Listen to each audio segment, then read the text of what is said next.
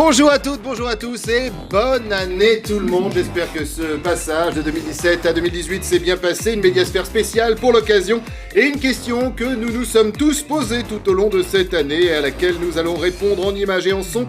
Comment Emmanuel Macron a révolutionné la com avec plus ou moins de succès, une sorte de top et de flop, et une équipe de spécialistes pour décrypter tout cela, à commencer par monsieur Jean-Christophe Gagné, bonjour. Bonjour. Fondateur et dirigeant de l'agence Zélon 7 Public Affaires, nous avons également Virginie Leguet, bonjour. Bonjour. Chef adjointe du service politique de Paris Match, Muriel Réus, bonjour. Bonjour Christophe. Fondatrice du mouvement Les Femmes Avec, et Louise Alter, bonjour. Bonjour, bonne année. Journaliste politique chez Marianne, et bonne année effectivement à tous. Alors on est parti, ça pourrait s'apparenter à un top, vous verrez dans la deuxième partie il y aura des moins bien, peut-être on appellera ça des tops d'abord. On commence avec le premier meeting d'Emmanuel Macron à Versailles, 10 décembre 2016, voilà ce que ça donne. Parce que moi, je le porterai dans la durée. Je le porterai jusqu'au bout. Mais maintenant, votre responsabilité, c'est d'aller partout en France pour le porter et pour gagner. Ce que je veux, c'est que vous, partout, vous alliez le faire gagner parce que c'est notre projet. Vive la République! Vive la France! Et ce qui est extraordinaire, même si c'est la 650e fois que nous voyons ces images, ça fait toujours sourire. Sur ce plateau, la France découvrait un candidat avant de découvrir son président. Oui, on est Porte de Versailles, on a 15 000 personnes, on est dans la campagne de la primaire. Et c'est la première fois qu'on voit Macron comme ça, enfin on le découvre. Donc personne ne pouvait imaginer qu'il se lâcherait de cette façon, en tout cas qu'il se comporterait de cette façon. Ça a d'ailleurs déchaîné les internautes, ça a provoqué la stupéfaction dans les équipes des autres candidats. Tout le monde était, à la fois les équipes et les candidats étaient stupéfaits en se disant mais finalement qu'est-ce que c'est que cet ovni qu'on a en face de nous. Et peut-être que c'était la première préfiguration du style Macron, ce côté messianique, cette parole un peu décomplexée, et surtout ce qui a énormément frappé à l'époque, c'était cette espèce d'enthousiasme démesuré sur ce meeting. D'ailleurs, il n'y a qu'à regarder le comportement de la jeune fille en jaune derrière lui pour se rendre compte. C'est-à-dire que même les gens sur le plateau derrière lui, enfin sur le podium derrière lui, étaient complètement Tout le monde a été étonné. Vous diriez, comme Muriel, que ça a été le top départ du phénomène Macron ? Peut-être pas le top départ, mais en tout cas, ça a bouleversé le rapport qu'on avait à ce personnage. Complètement bouleversé. C'est-à-dire qu'on s'est retrouvé face à un showman, face à quelqu'un qui était plus seulement un gourou tentant de mobiliser une secte, La République En Marche, mais quelqu'un qui était presque dans un putsch médiatique, dans la manière dont il s'est installé là, à ce moment-là, comme une sorte de guérillero de la politique, hurlant. Il finit en train d'hurler sur scène. On ne s'attendait pas à ça, venu d'un garçon qu'on croyait beaucoup plus posé, certes extrêmement déterminé, qui avait pris la place, et ainsi de suite, mais là, pour le coup, il s'est transformé. On est de loin de l'image de Bercy. Est-ce qu'il a, à ce moment-là, c'était le top départ de la ringardisation, entre guillemets, des autres formes de com politique ? Ce qui est amusant, c'est que formellement, il a une voix cassée, il parle trop fort, on voit qu'il maîtrise pas bien non plus sa voix. Donc formellement, c'est pas forcément réussi. Il est emporté par lui-même. Mais il dégage une énergie, un enthousiasme, une émotion qu'aucun des autres candidats à ce stade-là de la campagne ne dégageait. Bon, la suite a confirmé qu'ils ne l'ont toujours pas, ils n'ont pas réussi à le dégager plus. Mais là où il a dénoté, c'est qu'il est sorti des codes traditionnels. On voyait bien d'ailleurs qu'il n'était pas très entraîné et il a pris après un coach pour la voix, justement parce que on a déjà reçu à plusieurs reprises dans la médiasphère, d'ailleurs. Absolument. Ceux qui l'ont regardé se sont dit aïe aïe aïe, il y a un problème. Mais ce problème en fait est devenu réellement un succès parce que ça a galvanisé les gens qui se sont dit ah ben c'est formidable, on peut peut-être croire de nouveau en la politique, s'enthousiasmer pour la politique et suivre un candidat avec intérêt, passion, ce qui n'était pas le cas jusqu'à présent. Emmanuel Macron suscitait une forme d'incrédulité, une forme de scepticisme, mais pas de passion et pas d'enthousiasme. Et là, il y a eu quelque chose qui est né. Alors on est là, bien évidemment, involontaire. On aime le côté coulisses et révolution de la com, on est là pour ça, notamment d'Emmanuel Macron.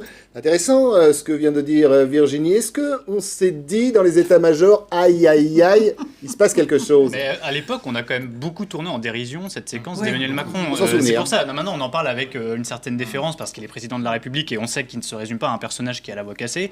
Il a su d'ailleurs très bien se poser, très bien poser à la fois sa voix et son personnage depuis qu'il est président de la République. Donc du coup, c'est assez amusant de revoir Trop cette bien pour séquence certains d'ailleurs. aujourd'hui. Mais c'est ce genre de séquence qui vous crée un personnage politique. C'est-à-dire qu'à l'époque, Macron apparaît comme juste un ministre de l'économie, ancien conseiller de François Hollande. Il n'a pas encore un personnage politique qui peut imprimer en tant que candidat à la présidentielle. Et j'ajoute que dans le contexte de l'époque, quand même, on sort de la primaire de la droite et François Fillon est donné futur président de la République par la plupart des observateurs. Emmanuel Macron n'apparaît que comme un outsider. Donc dans cette séquence, au début, on la tourne en dérision, mais après, ça devient un gimmick sur les réseaux sociaux, ça devient quelque chose qu'on répète. Donc c'est à double tranchant. Ça peut se retourner dans l'immédiat contre celui qui est l'acteur de ce genre de séquence. Et en même temps, ça crée un personnage politique, ça installe quelque chose et ça fait en sorte qu'on en parle. Et avec cette séquence, on a parlé d'Emmanuel Macron. Et de ce qu'on a retenu aussi de ce meeting, c'était l'affluence. C'est-à-dire qu'il y a quand même beaucoup de gens qui sont venus écouter Emmanuel Macron porte de Versailles. Et quand il a fait son tour de France, on s'est aperçu aussi qu'il y avait un vrai engouement pour les discours d'Emmanuel Macron, mais par un effet de curiosité. Et c'est cet effet de curiosité qui s'est transformé ensuite en 24% à la présidentielle. Alors il y a un autre élément justement à mettre au crédit du candidat, toujours Macron, et là ça a bouleversé la communication, vous allez m'en parler certainement, c'est Bobino, le 6 février, c'est un top d'ailleurs de Virginie Leguet, et vous allez écouter le président, il va nous parler de quelque chose stupéfiant. Si dans les dîners en ville, si dans les boucles de mail, on vous dit que j'ai une double vie avec Mathieu Gallet ou qui que ce soit d'autre, c'est mon hologramme qui soudain m'a échappé, mais ça ne peut pas être moi, je ne le connais pas. Incroyable, on est en pleine campagne, et ça, c'est du jamais vu. Ben oui, un candidat qui profite d'un moment qui n'était...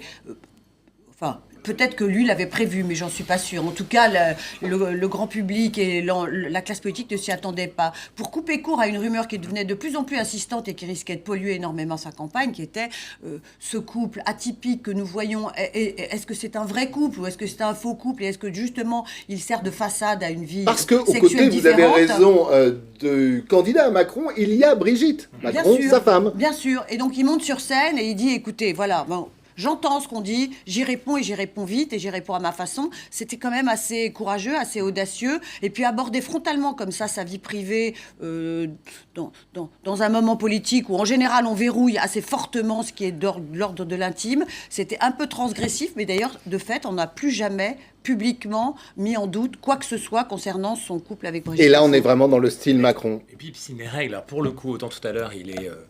c'est un peu le Johnny naissant, c'est-à-dire que c'est le hallyday de la politique qui se met en scène et qui d'ailleurs a imprimé sa personnalité. Là, en l'occurrence, c'est une règle très classique, extrêmement professionnelle. Pour tuer une rumeur et surtout une crise naissante, il faut tenter d'éteindre l'incendie. Éteindre l'incendie, on le fait le mieux, c'est en faisant ce qu'il a fait. C'est-à-dire qu'en gros, il monte sur ce scène. que personne ne fait jamais, aucune entreprise on leur conseille de le faire. Alors encore moins les hommes politiques. Peut-être Clinton l'avait fait, rappelez-vous, dans l'affaire Monica Lewinsky, en pleine campagne aussi. Donc il retient les codes parfaits, là, pour le coup, de ce qu'il faut faire. Aussi, c'est le style Emmanuel Macron, effectivement, retenir du passé. Clinton, au début, nie, puis très vite, il dit, bah ouais, il s'est passé quelque chose, voilà, bah je m'excuse. Là, en l'occurrence, il s'excuse pas, il dit, non, c'est pas moi. C'est mon hologramme, mais c'est pas moi. Et il le fait sur scène, pas dans une conférence de presse, pas face à des journalistes, il le fait, encore une fois, comme un instrument, là encore une fois, pour nourrir ce personnage qui dit la vérité et qui dit les choses. Effectivement, aujourd'hui, on le regarde avec un peu de recul, Louis avait raison tout à l'heure sur l'aspect meeting, mais là, en l'occurrence, c'est un aspect très professionnel de ce que doit faire n'importe qui en termes de... On s'en souvient, et notamment dans cette émission, on avait diffusé, ça avait scotché tout le monde quand même. Oui, alors rappelons-nous le contexte. Hein. Il est dans un meeting à Lyon. 900 personnes sont 900 marcheurs à Bobigny. Il n'est pas attendu à Bobigny. Hein. Et il arrive. Donc c'est une surprise générale. Il y a les rumeurs des photos volées qui circulent absolument partout. C'est-à-dire que tous les matins, on se dit, la publication intervient quand? Il sait qu'il doit éteindre cet incendie. Et il va à Bobigny spontanément. Et il prend la parole et il la prend de cette façon-là. Et là, Je pense que là, on découvre que ça va être un adversaire politique redoutable. Il est d'une agilité incroyable. Voilà, je suis dans le train, j'y vais, je décide d'y aller, je ne suis pas attendue, et je dis ouvertement et frontalement, parce que personne ne s'attend à ce que je dise. Et là, tout d'un coup, c'est la deuxième séquence qui conforte le style Macron. Et là, ça crée l'inquiétude d'ailleurs, et dans les staffs. On se dit, mais waouh, jusqu'où va-t-il aller, quoi? On est vraiment inquiet dans les staffs quand on voit ça. Moi, En fait, On se dit, mais qui est ce type qui brise tous les codes? Oui. En fait, le staff d'Emmanuel Macron a dû beaucoup réfléchir à l'époque sur la manière de déminer ce qui était perçu comme une attaque politique. Parce que la rumeur sur le couple Macron, elle a été faite volontairement circuler dans le petit milieu parisien par des adversaires politiques qui envoyaient des textos, qui propageaient un petit peu la chose en disant, pour être clair, la rumeur c'était en fait le couple avec Brigitte est une façade, Emmanuel Macron est en Notamment couple la fameuse avec un divulgation homme. des photos supposées. Oui, alors qu'on n'a jamais vu évidemment. Voilà, mais ça tournait depuis plusieurs mois et bien avant qu'Emmanuel Macron soit candidat à l'élection présidentielle. Le risque avec ce genre d'intervention, c'est que du coup la rumeur, vous la relayez vous-même. Et le grand public n'était pas forcément au courant de ce qui circulait dans un milieu parisien assez restreint, dans le milieu politique et médiatique. Donc moi je pense qu'à l'époque il prenait un risque en faisant ça, mais là où il est habile, c'est qu'il le tourne en dérision. C'est-à-dire qu'il ne fait pas une déclaration sérieuse, je dément formellement toutes ces allégations, je poursuivrai en justice. Non, il parle de son hologramme, il fait une blague, il le fait devant un public qui rigole, qui applaudit. Donc sur la forme, je trouve plutôt habile la façon dont il a tourné ça, mais en même temps ça voulait dire derrière qu'il n'était pas dupe et qu'il avait une attaque à déminer derrière. C'est-à-dire qu'il avait une attaque politique volontaire à déminer pour la suite de sa campagne. Et vous verrez tout à l'heure, on parlera justement de ses relations avec la presse et vous vous souviendrez de cette petite séquence. Et je reviens sur ces images parce que quelques minutes après, Emmanuel Macron, candidat, fera monter sur scène Brigitte Macron et ils en riront ensemble. Alors, si on parle de 2017 et si on parle d'Emmanuel Macron, de la révolution de la com, il y a cette séquence qui a fait quasi le tour du monde. Nous sommes à Whirlpool. Regardez. Moi, je suis pas venu dans le dos de l'intersyndicale me faire la cerise. Vous m'entendez ? J'ai passé 1h15 avec l'intersyndicale, j'ai entendu des vérités, on a des désaccords, j'ai vu les gens qui au quotidien font ça. Marine Le Pen, elle est restée un quart d'heure, elle est partie, elle a fait des images pour vous, vous êtes content, vous êtes servi. Alors continuez à manger ce que vous donne Madame Le Pen et à la faire grandir et après à donner le leçon de morale aux autres. Moi je vous fais pas de promesses en l'air là. Je vous dis juste, ça va durer. Est-ce que vous me laissez vous dire 2 mots là-dessus ? La réponse à ce qui vous arrive, ça n'est pas de supprimer la mondialisation ou ça n'est pas de fermer les frontières. Ne vous trompez pas. Parce que derrière la fermeture des frontières, qu'est-ce qu'il y a ? Il y a la destruction de milliers d'emplois qui ont besoin de leur ouverture. Et si vous regardez ce qui est écrit en bas de l'écran, comment Emmanuel Macron a révolutionné la com, eh bien peut-être en cela, c'était le début, la naissance d'un personnage qui va au fight, qui va au contact, c'est ce qu'il a fait. Et puis on apprenait quand même, quand on revoit ces images, il y en a une partie, et c'est intéressant, comment propager ses propres images, puisqu'on se souvient que les dernières que vous venez de voir ont été diffusées sur le Twitter du, à l'époque, candidat Macron. Pas mal quand même. Pas mal, parce que là, il fait de l'anti-Jospin, rappelez-vous, qui disait on n'y peut rien, c'est terrible, je vais être président de la République, mais je pourrais rien pour vous. Là, il dit, il prête serment. C'est-à-dire qu'il vient sur le terrain, il colle aux difficultés. Alors, il ne le fait pas dans un... Là où c'est fort, c'est aussi de l'agilité.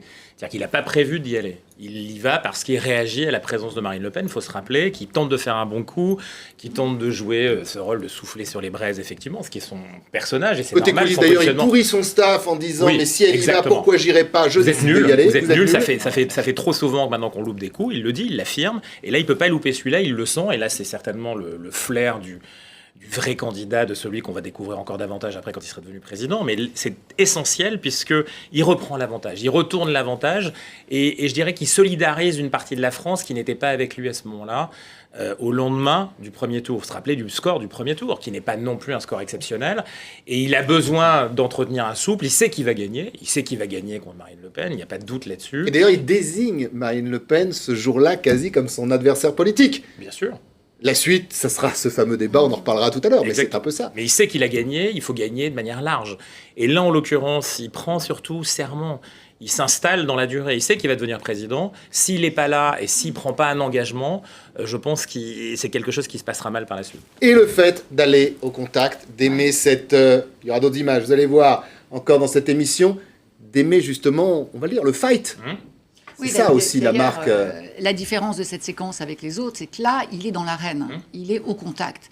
Et on se rend compte qu'au contact, eh bien, il est bon, quoi. C'est-à-dire qu'il ne déteste pas la proximité, il est capable d'être très proche de l'autre. Donc, cette attitude comportementale révèle aussi beaucoup. C'est-à-dire que qu'on touche ou qu'il touche les gens, c'est quelque chose qui ne le gêne pas, contrairement à d'autres candidats. Ça dénote beaucoup, quand même. Donc, il est vraiment dans l'arène. Et on commence à percevoir, en tout cas, c'est mon sentiment, que l'opposition et que il n'aime pas la contrariété, Macron. Et là, on commence à le voir dans les mots. C'est-à-dire que sur l'opposition, il devient pas agressif, mais on n'est pas loin quand même d'une forme d'agressivité par rapport c'est une forme d'agressivité. Et donc là, on découvre encore un autre aspect de sa personnalité. Et toutes ces séquences qu'on va découvrir aujourd'hui vont montrer cette personnalité avec des multiples facettes. C'est ça qui est intéressant dans ce personnage. Parfois qui se retourne d'ailleurs contre lui. Et alors, ce qui est intéressant aussi dans ce fight, dans ce contact avec ses opposants, et notamment, autant tout vous dire, sur ce plateau, quand ça s'est passé, dans les rédactions, on se disait, ça passe ou ça casse. S'il se fait flinguer sur place, il ne sera pas élu président. C'était ça quand même. Oui, et je pense que ce dont les Français se sont rendus compte, c'est que ce jeune homme, dont la rapidité du parcours, l'excellence du parcours pouvait laisser supposer qu'il resterait toujours un peu au-dessus. D'ailleurs, il n'était pas prévu qu'il aille à la rencontre des ouvriers. C'était pas du tout dans l'organisation officielle de la visite. Et il y est allé parce que Marine Le Pen y avait été le matin même, qu'elle avait fait distribuer des croissants et qu'elle avait fait des selfies. Et enfin, finalement, elle s'était fait 10 minutes, elle était plaisir, j'allais dire, à bon compte. Et elle avait fait Mais elle avait fait de la vieille com réussies. par rapport à lui. C'est ça aussi. Oui, voilà. On était là dans la transition. Et lui, il y est allé et il a parlé du fond. C'est-à-dire qu'il leur a dit, bon, bah, écoutez, moi, je ne peux pas vous promettre la lutte. Il a repris cette expression un peu courante qui était, je ne vais pas, comme Marine Le Pen, me refaire la cerise sur votre dos. C'est pas la question. Moi, je vais essayer de faire ce que je peux faire, mais je ne pourrai faire que ce que je peux faire. C'était à la fois gonflé, c'était courageux, et ça avait un côté, j'ai pas peur aussi. J'y vais, quoi. Je suis pas non plus que le héros de la France qui va bien, de la France mondialisée, de la France à l'aise, des Parisiens. Je suis aussi, je porte la voix de vous tous.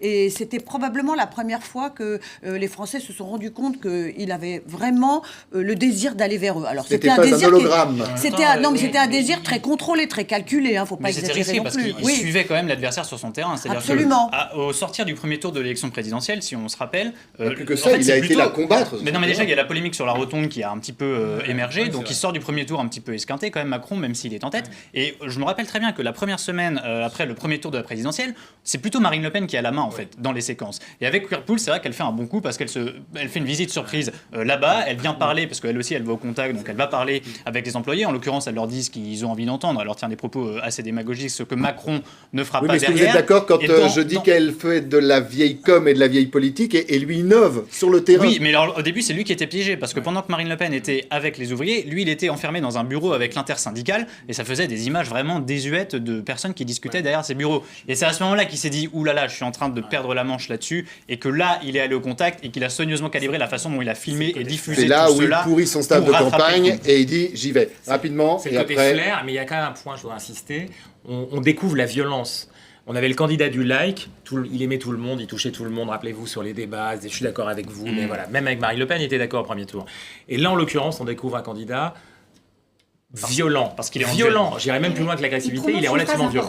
Il prononce une phrase importante, il dit à Ruffin, je ne vous ai pas attendu pour aller au contact des vrais gens. On peut se demander s'il y a des vrais gens et des faux gens. Et là, ça aussi, ça va préfigurer des phrases chocs qu'il va prononcer par la suite.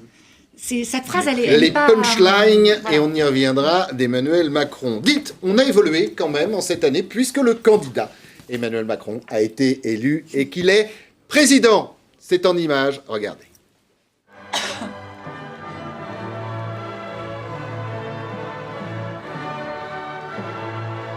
Les images du Louvre et la Révolution également, mais attachement au passé. 3 minutes 45 d'une marche Ouais. solitaire, C'est- hyper Très chorégraphiée, risqué. hyper pensée. Donc là, on rentre dans les symboles, ça y est, là, je suis élu président, je rentre dans les symboles, c'est l'ode de Beethoven quand même que tout le monde entend. Il rentre dans la rupture, c'est le plus jeune président de la Ve République, il a compris que la rupture était importante, il a compris qu'il fallait marquer son territoire et il le fait avec cette mise en scène qui va préfigurer de tout le reste, et cette utilisation des symboles. C'est la première fois qu'on est au Louvre d'ailleurs, hein. Ça aussi, il a décalé par rapport aux autres, il choisit un autre endroit. Enfin bon, Il fallait trouver le en même temps entre la Concorde et la Bastille. il est en rupture avec le Géographiquement, on n'est passé, pas- quoi. Mais lui-même est une rupture.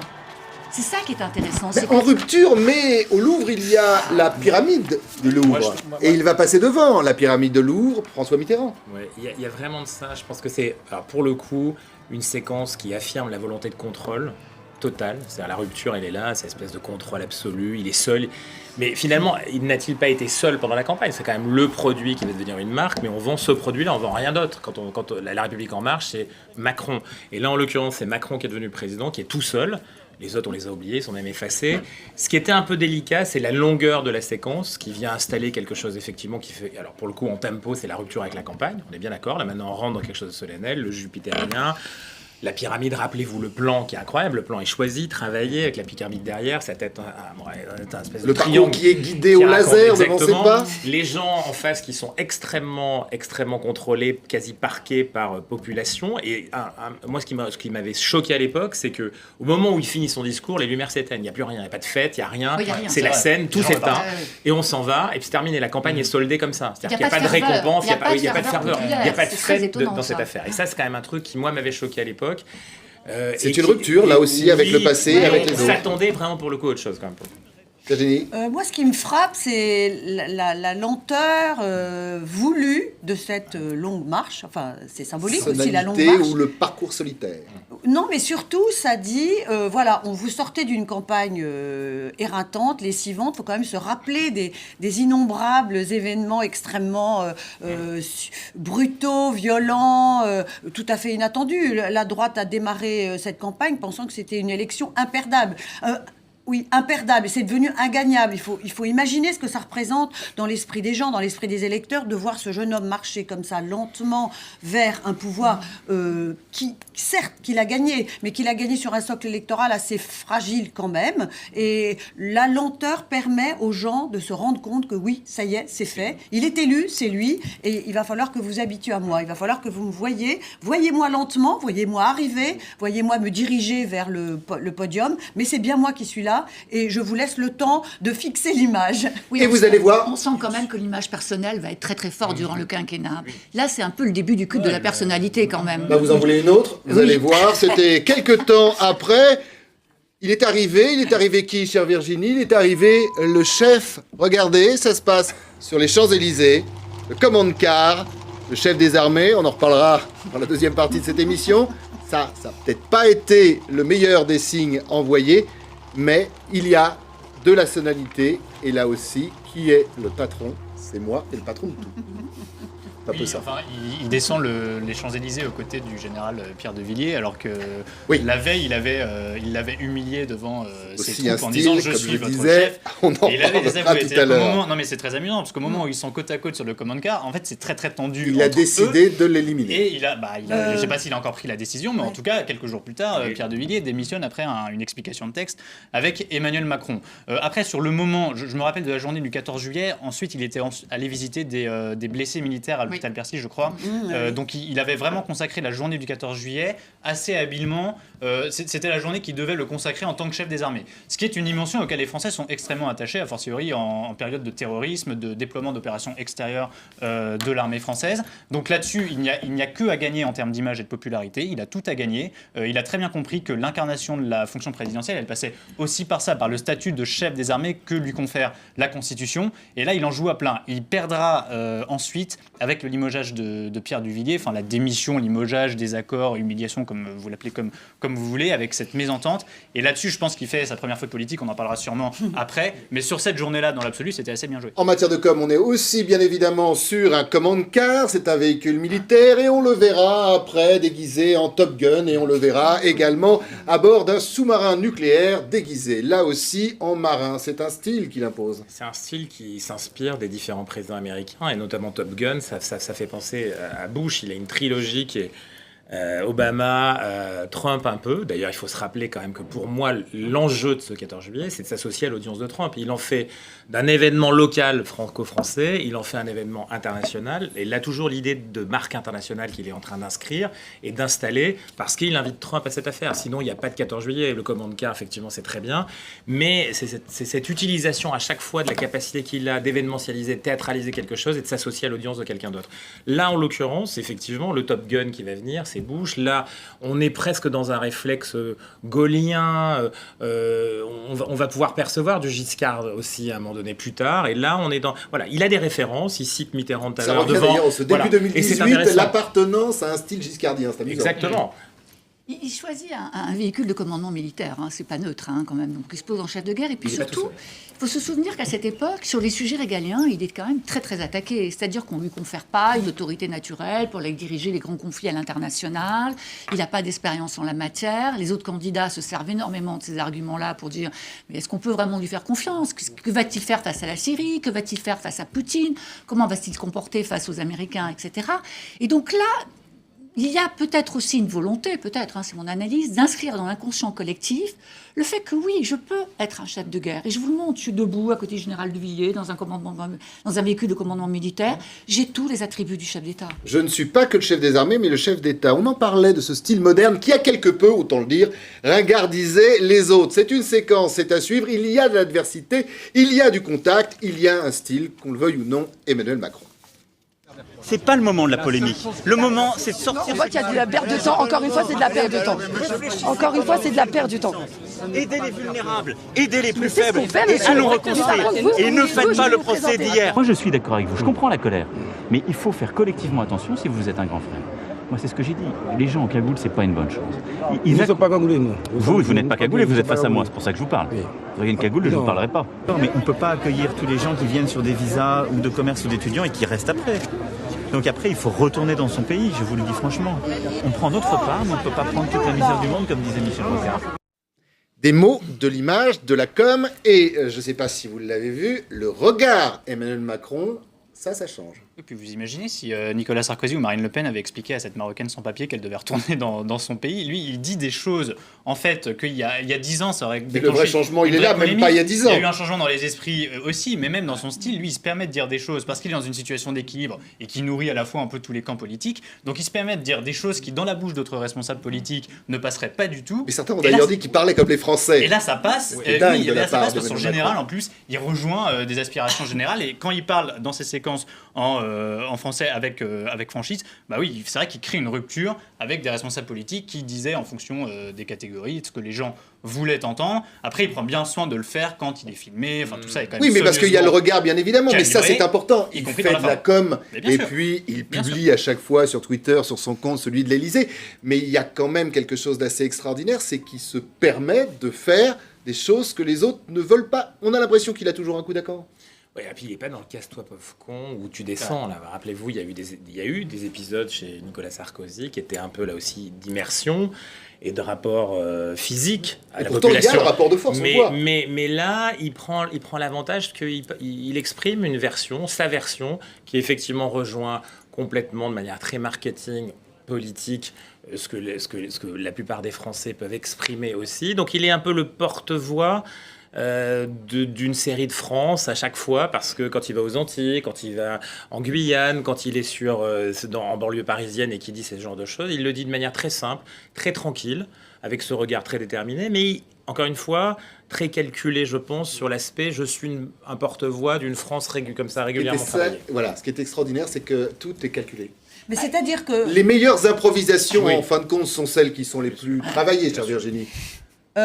C'est pas du tout une improvisation et c'est extrêmement travaillé, mais on voit bien que son souci, et il y a eu d'autres séquences avant, il y en aura d'autres après, mais on voit bien que son souci, c'est d'installer une autorité qui lui permet de dire aux gens ce qu'il estime être le bon sens, la vérité, la sagesse, sans avoir peur, en disant moi je suis le chef d'État. Donc le chef d'État, il a pas peur de vous, il vous dit des choses, c'est pas le Père Noël, il vient pas vous apporter des cadeaux ou distribuer de l'argent. Vous avez raison.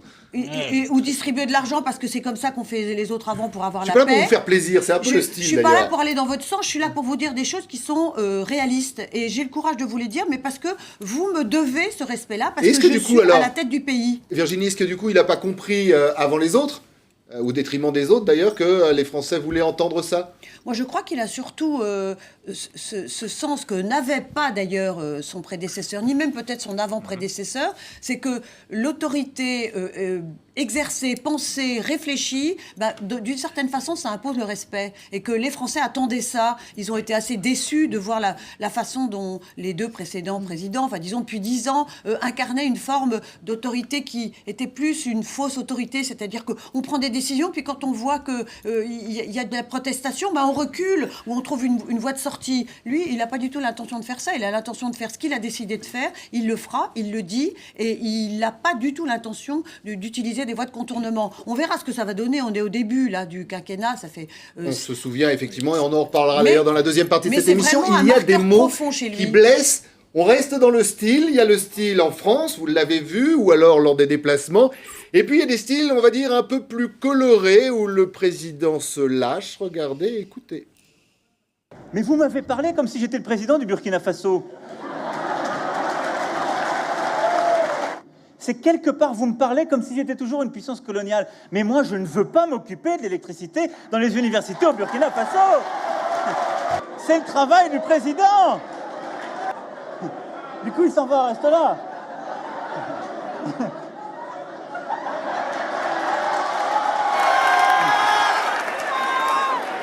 Du coup, il est parti réparer la climatisation.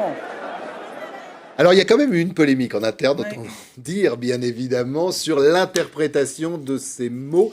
Là aussi, c'était un style Macron. Mais oui, parce que là, il va directement vers un public. Je pense que là aussi, c'est pas une improvisation, c'est son style, mais il parle à la jeunesse africaine. Il parle plus à la vieille Afrique. Non, moi, je pense que c'est, là, pour le coup, une vraie rupture diplomatique dans la manière de faire et l'intégration dans quelque chose qui est très classique. Il a fait de la réelle politique récemment en diplomatie, mais là, en l'occurrence, il est face à une cible qui est la jeunesse mais africaine. Certains ont parlé, Jean-Christophe, d'un manque de respect quand même. Oui, mais c'est un manque de respect parce qu'on est encore sur des bases qui sont des vieux schémas. Des vieux schémas, et certains l'ont accusé de néocolonialisme sur cette affaire-là. Je pense qu'il y a là une cible, encore une fois, qui est celle de la jeunesse africaine. Comme tout à l'heure, nous parlions à, encore une fois, l'occupation de l'espace politique. Quand il dit ce qu'il doit dire à cette jeune personne en banlieue parisienne, il prend l'espace de la droite. Ils ne peuvent plus rien dire. C'est terminé. Là, en l'occurrence, il vient à la veille d'un sommet africain et européen, Europe-Afrique, finalement dire à la jeunesse africaine ce qu'elle a envie d'entendre, ou quasiment. Finalement, pour lui, alors le plus important, c'est celles et ceux qui sont dans la salle, non pas le président qui se trouve encore à ses côtés, c'est ça? Oui, c'est vrai. Mais dans ce discours, c'est vrai, il est face à une jeunesse africaine qui est la jeunesse étudiante, donc assez éduquée. Effectivement, c'est des gens qui... il leur dit d'ailleurs eux-mêmes, il dit « Mais moi, je veux tourner la page de la colonisation, de la France-Afrique, de tout ça. » Et il a quand même la franchise de leur dire « Mais vous aussi, qu'il faut vous tourner la page. Donc arrêtez de nous accuser de néocolonialisme. » Il y avait un peu de tout dans ses propos. Il y avait notamment ça, je suis en train de faire tomber mon micro. Donc, ils se confondent à ce public d'étudiants pour leur dire de tourner la page.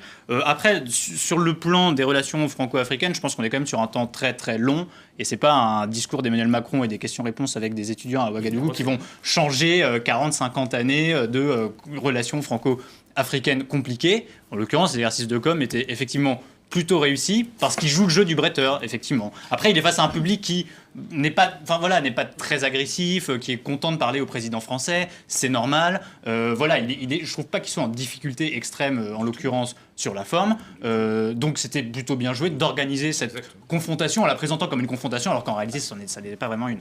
Allez, pour finir cette première partie de cette médiasphère spéciale communication du président, on a passé les bons côtés. Comment passer ces bons côtés sans parler, sans avoir une pensée pour Johnny Hallyday? Regardez. Pour Johnny Hallyday.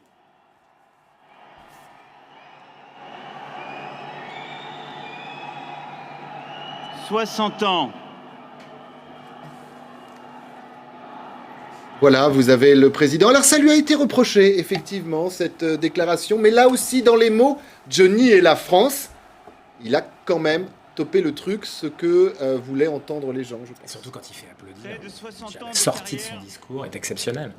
C'est-à-dire que là... Il sent que ça prend pas et, pour finir, il fait applaudir Johnny, non pas lui. Exactement. Et là, c'est cette capacité d'adaptation, peut-être aussi de l'avoir prévu, d'imaginer qu'à ce moment-là, c'est lui, mais qui met en scène, effectivement, ce besoin des Français de célébrer à ce moment-là une partie de la France, en tout cas, un moment de recueillement, et il fait applaudir, non pas lui, effectivement, mais celui qui est décédé. Et c'est extraordinaire de le faire concrètement. C'est-à-dire que là, on brise les codes aussi.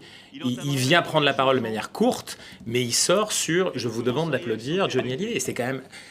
Il faut se rappeler d'où on part, d'où on vient. C'est-à-dire que là, pour le coup, il est totalement en rupture. Pour le coup, là, il est totalement en rupture et c'est brillant. Moi, je dirais pas ça. Je dirais qu'il a très bien joué le coup politique. C'est-à-dire que la France de Johnny n'est pas son électorat. Et il l'a très bien senti et il s'est dit, qu'est-ce que je peux faire pour ne pas avoir l'air de récupérer la journée, l'émotion, et pas me faire accuser d'être là où je ne dois pas être. Et qu'est-ce que je peux faire pour juste imprimer ma note, imprimer ma marque, montrer que je m'adresse à ces Français-là, que je sais leur parler, que je ne suis pas que le Français des riches, comme il a été si souvent qualifié au début de son quinquennat, mais que je suis aussi le Français de ces gens-là, comme il a là aussi a tendance à le dire. J'ai trouvé que c'était une très grande habileté politique, une très grande plasticité, parce que rappelons-nous que la veille, il était à l'enterrement de Jean d'Ormesson. Et dans les deux événements, on s'adressait à des électorats différents, à une France différente, et il a été présent dans les deux événements, je trouve, sur un registre qui était très bien arrêté, très bien choisi. Ce qui n'a pas changé de 2017 à 2018, c'est toujours cette petite musique que vous entendez. On se retrouve dans quelques instants,